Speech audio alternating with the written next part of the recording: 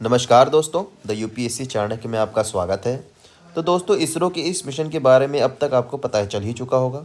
इसरो ने इस मिशन के ज़रिए इंटरनेशनल स्पेस रेस में एक बहुत ही बड़ा मुकाम हासिल किया है दोस्तों, क्योंकि भारत अब कुछ चुनिंदा देशों में है जो स्पेस डॉकिंग टेक्नोलॉजी को डेवलप कर रहा है।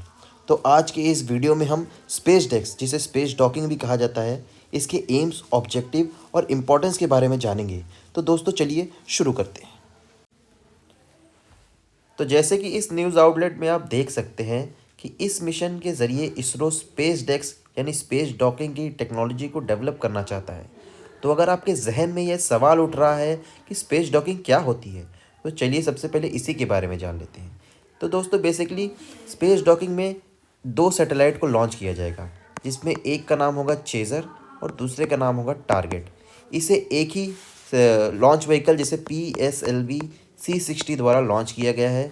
अब ये एक ही ऑर्बिट में रहेंगे कुछ डिस्टेंस पे, और इसे इसरो मैन्यूवर करेगा एक दूसरे की तरफ। तो इसका एम बेसिकली होगा रेंडेवस, यानी दोनों सैटेलाइट को एक दूसरे के करीब लाना, डॉकिंग यानी एक दूसरे में उसमें अटैच कर देना, और तीसरा है अनडॉकिंग यानी दोनों को अलग कर देना। तो आइए दोस्तों, एक वीडियो के द्वारा देखें कि कैसे इसे किया जाएगा। तो चलिए आगे बढ़ते हैं। तो जैसे आप दोस्तों देख सकते हैं, ये दो सैटेलाइट है, एक टारगेट है और दूसरा जो है वो चेज़र है। अब ये दोनों सैटेलाइट एक ही ऑर्बिट में जाएंगे कुछ डिस्टेंस पे, और फिर यहाँ से ये होने के बाद 7 जनवरी को इसरो इसे एक दूसरे के करीब लाएगा और ये एक दूसरे में डॉक यानी जुड़ जाएंगे। तो दोस्तों जान लेते हैं चलिए कि इसकी ज़रूरत क्या है, क्यों इसरो इस टेक्नोलॉजी को डेवलप करना चाहता है, इसके क्या फ़ायदे हैं और ये क्यों हो रहा है। तो चलिए दोस्तों आगे बढ़ते हैं। तो दोस्तों, स्पेस डॉकिंग में जो दो सैटेलाइट है, जिसमें एक चेज़र है और दूसरे टारगेट है, इसे एक ही ऑर्बिट में लॉन्च किया गया है और अब ये 7 जनवरी को एक दूसरे की तरफ मूव करेंगे और एक दूसरे में अटैच हो जाएंगे। तो दोस्तों ऐसा किया क्यों जा रहा है, चलिए इसके बारे में एक बार देख लेते हैं। तो दोस्तों, इसकी इम्पोर्टेंस जो है यहाँ पे आप देख सकते हैं कि जैसे भारत 2035 में एक अपना खुद का भारतीय अंतरिक्ष स्टेशन की शुरुआत करने की कोशिश कर रहा है। तो दोस्तों, इसरो के पास अभी ऐसी टेक्नोलॉजी नहीं है कि वो एक साथ इतना बड़ा स्पेस स्टेशन ऊपर लॉन्च कर सके। तो हम उसे मॉड्यूल बाय मॉड्यूल लॉन्च करेंगे। जैसे पहले एक मॉड्यूल जाएगा, फिर दूसरा मॉड्यूल जाएगा, फिर तीसरा मॉड्यूल जाएगा, और इसे डॉक यानी एक दूसरे से लिंक कर दिया जाएगा स्पेस में ही। तो इतने बड़े सैटेलाइट को लॉन्च करने की जगह उसे टुकड़ों में लॉन्च किया जाएगा और उसे जोड़ दिया जाएगा।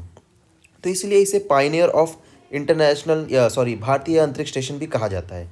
और दोस्तों, हम जैसे कि जानते हैं कि भारत अब 2028 के आसपास चंद्रयान 4 मिशन को भी लॉन्च करने वाला है, और वो भी काफ़ी बड़ा मिशन है। तो इस वजह से उसमें भी काफ़ी सारे मॉड्यूल हैं और उसे एक साथ लॉन्च नहीं किया जा सकता।